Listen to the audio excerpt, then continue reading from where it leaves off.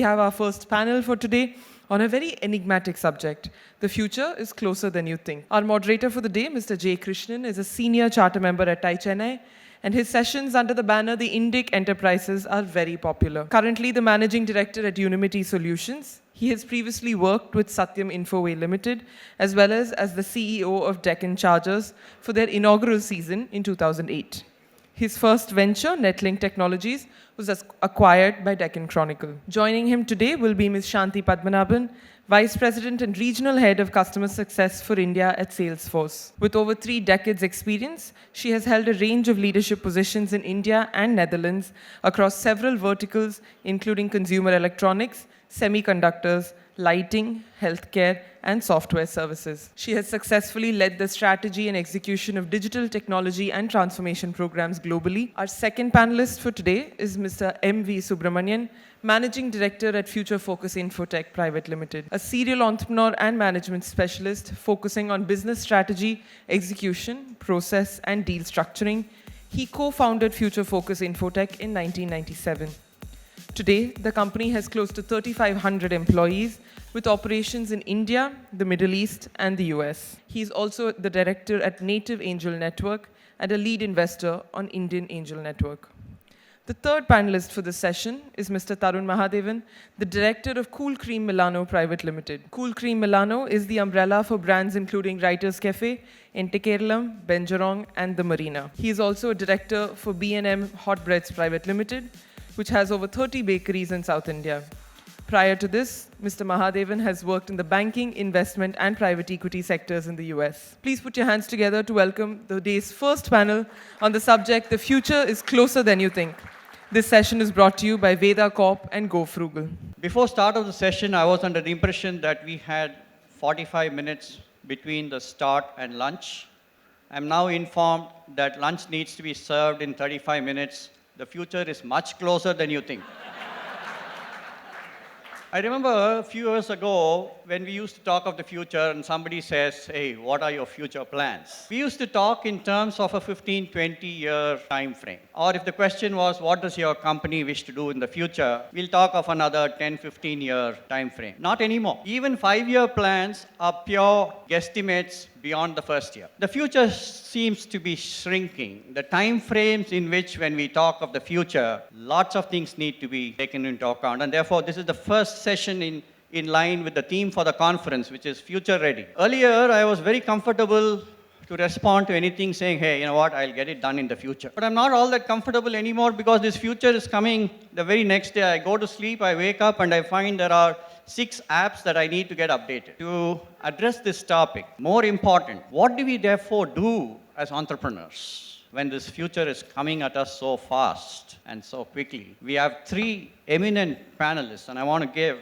that Shanthi brings the perspective of the creators of the future. Both Mani and Tarun, they've been adopting or adapting technologies, processes, business models. How close is the future, and how did you look at it while at Philips? I spent 21 years in Philips, and those who have followed the journey of Philips, which is a very large corporate, you will see that the Philips as a company has diversified, it has divested, it has consolidated markets, but it has lasted 125 years. And the one thing that I observed in my 2 decades with Philips is a paranoia for the future. We never considered the future to be way into the future. It was always thought through as the future is tomorrow. And to just give an example of that, I kind of call out the example of Philips DVD players. So these DVD players were introduced in Europe about 6 years before it was introduced in India. And I was running the innovation center here in Bangalore at the time. In Europe, all the discs are authentic. The Philips player is prepared. It is prepared for Europe. For us to be able to bring a product to India, we had to convince the stakeholders that in India, you are not going to be able to just stick with authentic discs. It has to be able to play all kinds of discs, right? And eventually, we started the journey about 2 years before Philips introduced the DVD player in the market. Unless we had clear ideas about what is happening in the market at that time, or could imagine the future, and then convince the stakeholders to be able to put sufficient funding to be able to prepare a functionality which will allow us to play all kinds of discs. Now, people who know Philips will not know that this was one of their most successful businesses in India. But it started 2 years before the introduction happened. in India. Thank you, Shanthi. Now, Mani, most appropriately, your company's name is Future Focus. Your time horizon for the future. I have a couple of experience. One is my earlier business, I was a stockbroker. I know that I went and then got a license to do a broking in Chennai Stock Exchange. Within a year, it changed. The NSE came into the picture.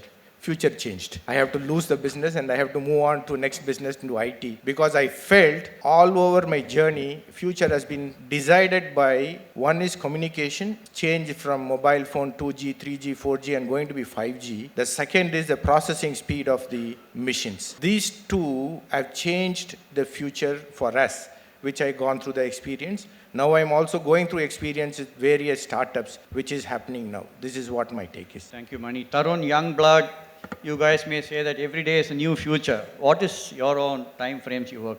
Even though people see me as the young blood in the company, I think that still the youngest blood is my father because he wants everything done yesterday. So sitting at that level, he says, okay, let's do this. So by the time we're even done writing it on the board, panitingla, mushtingla, okay, let's move on to the next thing. In the company, we don't necessarily focus on having 3-year, 5-year plans. We like to focus on more short-term, achievable goals. Every quarter, the first entire week is spent on taking each brand, deconstructing it, and seeing which areas need to be looked at, and setting simple, easy, and efficient goals, and ensuring that they get done quickly and in an efficient manner. So, we're a strong believer of giving one particular team one task and ensuring that they do it perfectly. And because today, in being the F&B industry with so much competition, I think perfection and ensuring your customer satisfaction levels are through the roof are the only ways you can continue to sustain yourselves. Thank you, Tarun. So very clearly, the future, the horizon is shrinking. I have no more comfort of saying that I'll do it in the future because if I say I do it in the future, people are going to interpret that I'm going to do it by tomorrow. That's the time frame in which what is happening. So now let's get to the next question. Does future necessarily mean change? Mani, you have steered your company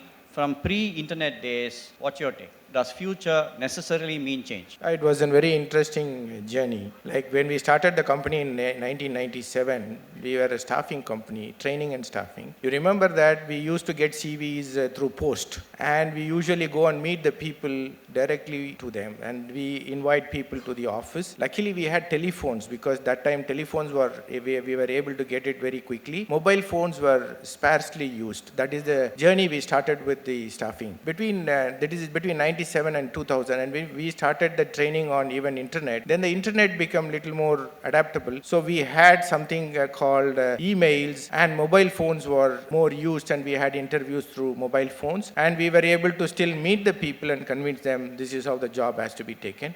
We used print media for all advertisements. From 2007 onwards, it was moving from to Naukri of the world, who came into the picture, which is like we have a job boards, which is digital, and we have to start moving, our recruiters have started moving to look at the search in the job boards. That is a huge shift from what we were doing through print media and directly meeting. We were trying to get into the job site and all that. 2012 to 2017 was a big change, right? You have a social media coming into play, and we have to now adapt social media, and people started talking about bot getting interviewed. You have a digital onboarding. People started expecting something which is much faster than what the usual time frame taken for somebody to come and join. And this has made a shift from 2012 to 2017 was a big shift because of the technology. Last 2 years was a very strenuous years because there are too many things came into play, like voice technologies, voice bots, AI, machine learning, and it got started bombarding every place. And that is one reason we shifted from adapting technology to adopting it by making a change that we in Focus Infotech, we started looking at the future. We started adopting the technology rather than we adapting the technology and move on. So this is the big change which we are seeing, like even the background checks are now getting into a blockchain, and we have completely digital onboarding. Now we have recruiters who are going to be bot recruiters, and voice is going to be adapted as voice bots are going to be implemented for recruitment. This is the change which I see. Thank you, Mani. Shanthi, how did you come up with the next future, the next disruption? Philips is a large corporate, so in general there is a feeling that funding is unlimited and any idea can be pursued. It's far from the truth. Any new idea and innovation has to go through the same cycle of presenting it to the internal stakeholders and asking for the required funding. So just like an SME business when it begins. So one of the methods we adopted, and I'll give you an example of when I was leading the LED transformation for Philips as a CTO. I was in the Netherlands at that time, and globally across all the markets, we were trying to lead the change. And then we told ourselves, everybody will be into LED at some point of time. It's only a matter of time before competition catches up. What can we do to differentiate ourselves even in that space? I don't know how many of you are again aware of Philips Hue, which actually does wireless communication. It was the first wireless communication lighting product. The innovation for that started about 8 years before the first release into the market. And the way we were successful in getting the funding was simply by demonstrating small incremental steps on what that could potentially do in a lab environment. Because without demonstrating it, no one would fund it, not internally in Philips. And for all of us here, it's even bigger challenge when we go for funding externally. So the only way we can move forward is to make that small, tiny, demonstrable steps. And that's how we cracked it. Tarun, you have told me that your approach has always been to question the status quo. And you said you've been working with innovation team. Could you expand on that? So the way we work is we take brand chefs, brand managers, and give them a small task. You pick a brand, but not their own brand. It has to be some other brand that they don't work with. You pick a brand and you see 3-4 things that you want to change about it, and you think whether you can improve your P&L or whether you can improve customer experience or hygiene, whatever it may be. And they go away. They spend about 2 months. They have unlimited access to whatever resources they need. We like to empower them that way, ensuring that they're able to actually see, okay, fine, if this happens, this is the outcome at a customer level. If this happens, this is the outcome at a P&L level, things like that. So I think the innovation teams have really worked well for us. For example, we take one of our recent brands, Writers Cafe. We found that Writers Cafe, while coffee and tea were selling, none of our other beverages were selling. And we were wondering what the reason was, because they tasted fine and everything like that. So then one of the guys came and said, sir, I don't think the guys at the service level are actually pushing it.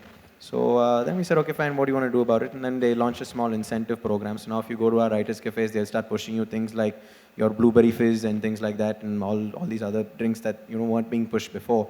And we saw these small incremental improvements and changes that did benefit us and did benefit the consumer and the overall experience. So I think that, yeah, innovation is something that is important in order to be equipped to deal with the future. Thanks, Tarun. So we've established 2 things. One, the future is coming at us much faster.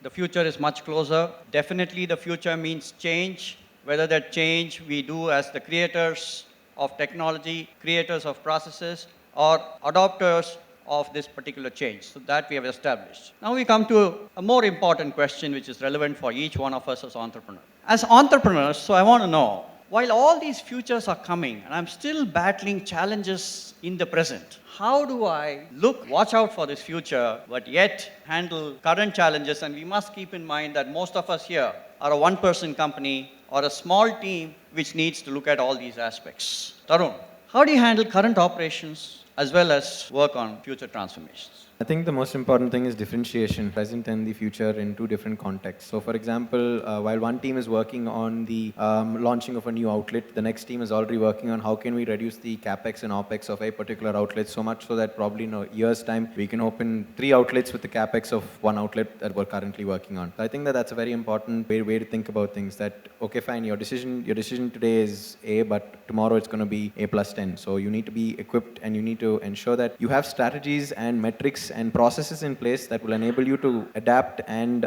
evolve to the market at a much faster pace. I think that's the most important thing that we deal at a company level and at a brand level as well. And so we have a strategy team and we have an operations team, and essentially the operations team only feeds in what are the current challenges they're facing for the strategy team to deal with. Shanthi, you probably have the luxury of saying different teams for different responsibilities. Yeah, the environment in Philips as a large corporate was very different. But I'd like to cite one example. See, Philips struggled almost a decade to bring forward a solution into the market. I don't want to mention what solution and what product it is for confidentiality reasons. But eventually we figured out that the reason why we have not been able to do that is because we constantly focused on the next couple of years' profits and the next couple of years' market size. So in order to make sure that we succeeded, all I did, and I was outside the country at that time, actually spotted a team in Pondicherry, external to Philips, founder, owner, who was very interested in the same field as what we wanted to do. And we actually gave him a one-time investment and asked him to just start. He was so motivated to do that in the next 4 to 5 years, we actually grew the business by 4 times. It was a win-win. He made his money, we made ours. And we actually expanded, that the owner-founder in Pondicherry expanded to Taipei, Taiwan, Shanghai,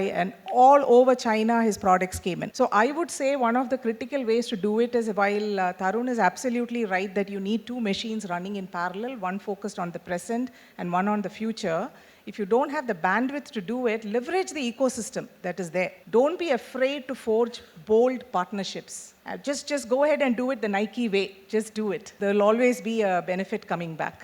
Thanks, Shanthi. Mani, would you say different people need to look at these aspects even in a smaller company? Yeah, I would like to touch upon this very small companies because I work with early stage and startup companies. You have to adapt. Even if you do not plan for future, keep open-minded so that your problems for the present will be available in the future solutions which is in the market. I'll tell you a small example, like a small bus owner in some remote part of this state. He was flying 2 buses and he was not doing very well because the branded buses will occupy the space and many of them using it. After the red bus came in and actually adapted the red bus as the platform for them to sell, and he grew his bus from 2 to 4 and he was running successfully and profitably. I can give enormous example of how people adapted the things.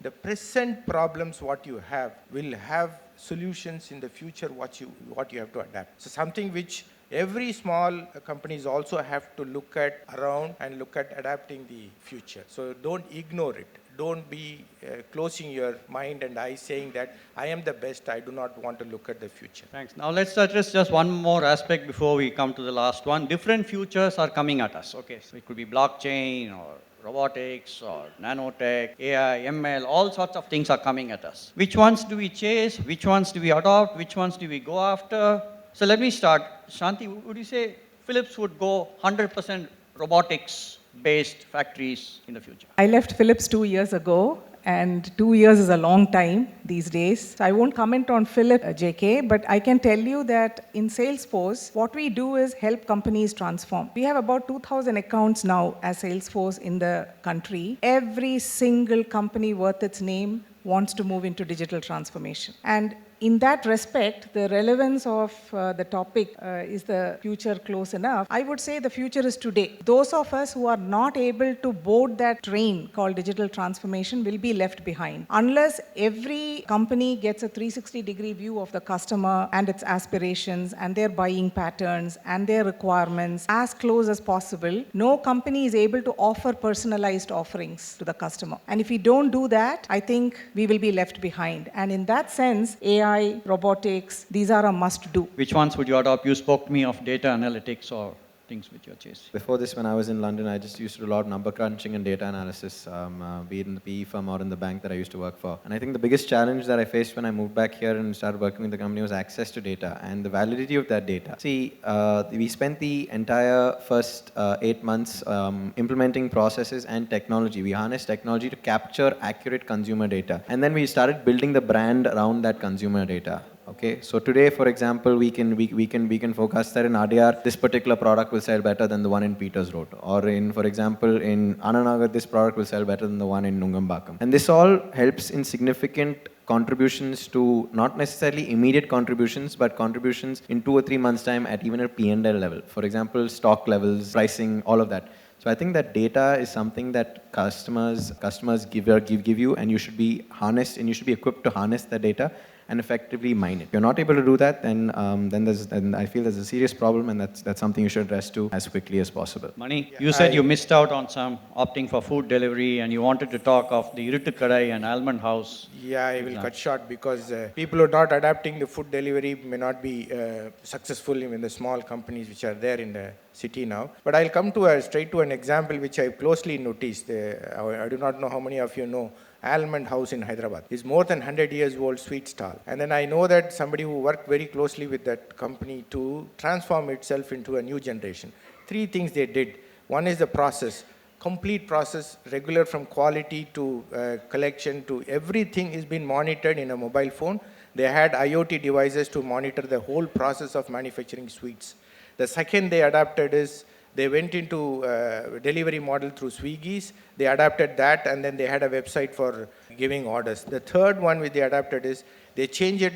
They had many brands for looking at the next generation to come to the sweet stall to look at and taste many branded sweets, and also underlying health as the one of this thing. They also started measuring the sugar content in each of those. This change has made them relevant for next 15 years. So that future is not only coming from tech companies, it's sort of coming at us from all sorts of directions. Moves made by your customers may make us need to transform. Moves made by competitors may force some change upon us. Moves made by, say, government or tech companies, each one is then in some way impacting us as a future which is coming our way. Tarun, your thoughts? On the flip side, I work for my mom in she has an automotive component processing business, and I work for her as well. And one of the things that when you're in the automotive sector is that when you work with larger customers, it'll be in your supply contract that you have to reduce costs year on year. All right, so you cannot go to them, and unless there's a significant raw material cost,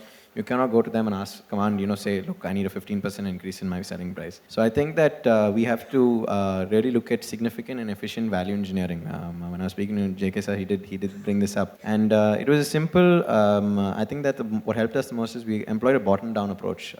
So we similar to an innovation team, we had a critical process efficiency management team in the company. And we told them, look, tell us something really interesting. And they came up with really, sir, we can reduce this component and focus on that component and all that nonsense. So then what we did is we went to the operator level. Okay, we looked at the operator and said, Ma, what can make your life easier? Okay, and the guy gave a simple example. You're like, sir, in the table in the position of pota workflow nalla. So it's just one table in the entire plant. We just changed the position of one particular table, and in that particular month we achieved a 22% increase in tonnage output by just changing that one particular table. So I think that the most important things are minimal increment. Thank you. Shanthi, any thoughts? Change is the only constant. So if you really look at it, I don't think there is any fear of change. Particularly large corporates should be more afraid of change than small businesses and medium businesses which are new. You have the option, and we have the option in the last 4-5 years, companies that have been set up to embark on this change. And if I look at India, this is the time that we are ripe for that change. For sure. Like I said, about 2,000 accounts in India, we find that every single company is embracing the transformation to digital. As far as I am concerned, if we are able to get a bit ahead of the change curve and then actually have a person in our own small teams focused on how to get us future ready, that itself will propel us forward without leaving us behind. Thank you. We come to the last question. What are we chasing this future for? In just one word or one sentence, Shanthi. So I would say I'm very passionate about building a legacy, and if we are chasing the future, it is to build a legacy and leave it for the next generation. Otherwise, what is the footprint we are leaving behind?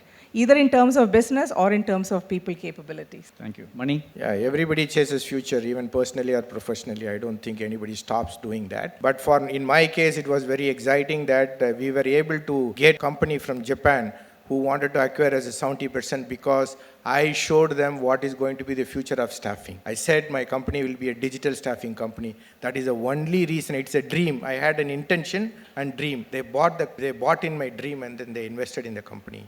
70% now. I think adapting and improving customer experience through innovation and sustainability. That's the way forward. So very clearly from the panel, we have got this message. The future is coming at us from different directions. Future definitely means change.